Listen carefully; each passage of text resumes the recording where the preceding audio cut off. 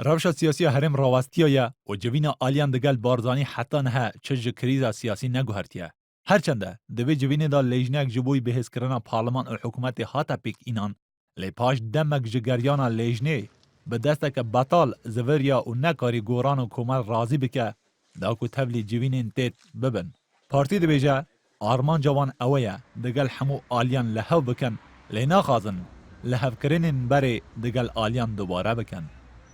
ئێمە وەکو پارتی دیموکراتی کوردستان زۆر پەرۆشین لەگەڵ هەموو لایەنەکان پێک بین بە بزوتنەوەی گۆڕانیشەوە و بە تایبەتی لەگەڵ بزوتنەوەی گۆڕان بۆ ئەوەی بەڕاستی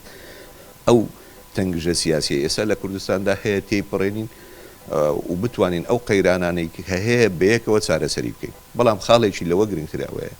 ئێمە ناتوانین بگەڕێینەوە ئەو غەڵەتانەی کە لە ئیتفاقیاتی پێشتر هەبووە. یەکگرتووە ئەسلامیە کوردستانێژی هەرچەندە تەبلی جبینە بارزانی بوو و یەک جی ئالین تەبلی بووی د لیژنەیە کاراکردنا پارلمان و حکوومەتەیە لێتە تازەترین هەلوێستا خۆدا ڕاگەهاند گەر ئەو لیژنە ددەمە کورد نەشی پارلمانێ بەهێز بکات و ڕەوشە سیاسی هێمن بکات ئەوان وێ دەمێ ی هەلوێستا نۆ هەبن و دەبێ لیژنێدا بەردەوام نابن. ئەگەر بزانین ئەو کۆمیتەیە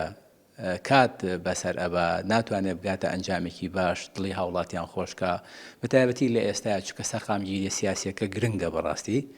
ولا مەگەرخستنەوەی پەرلەمانیشەوە دەست پێیەکە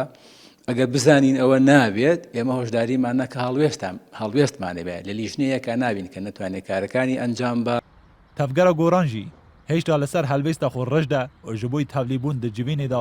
vegeriyana bêşert û merc a serokê parlemanê kiriye merca xwe û dibêje nabe dest bi karbûna serokê parleman demkî be û her guhertin bêne encamdan gere her sê serokatî li xwe bigire. زوتنەوەی گۆڕان هیچ مەرجێ قبوڵ ناکات بۆ گەڕانەوەی بەڕێسەرۆکی پەرلەمان و بەشداری هیچ کۆبوونەوەیەک ناکە هەتاوەکو بێ قەید و شەرت بەڕێسەرۆکی پەرلەمان نەگەڕێتەوە سەر کارەکەی و بۆ مشارەکەی حکوومەت و ئەو قەیرانی کە ئێستا لە هەرێمی کوردستانە هەیە ئەوە قسەی ترمانەبی و لە ڕۆژانی داهاتوو ئێمە پرۆژەیەکی ئیسلاحیمان هەیە. کۆمەڵە ئەسلامیە کوردستانێژی هەروەک گۆڕان دوم هێزا سیاسی بوو ku tevlî civîna barzanî nebû û her wê demê got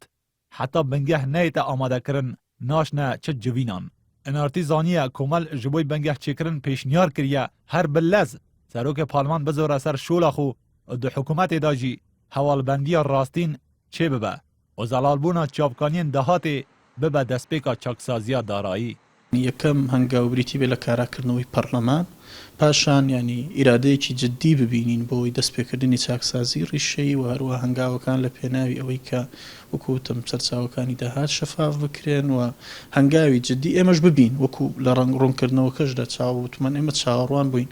پەرلەمان کارا بکرێتەوە تا لە هەنگاوەکانی کەدا ئێمەش بەشدار بین. Di demekê de ku herêm bi rewşeke dijwar a darayî derbas dibe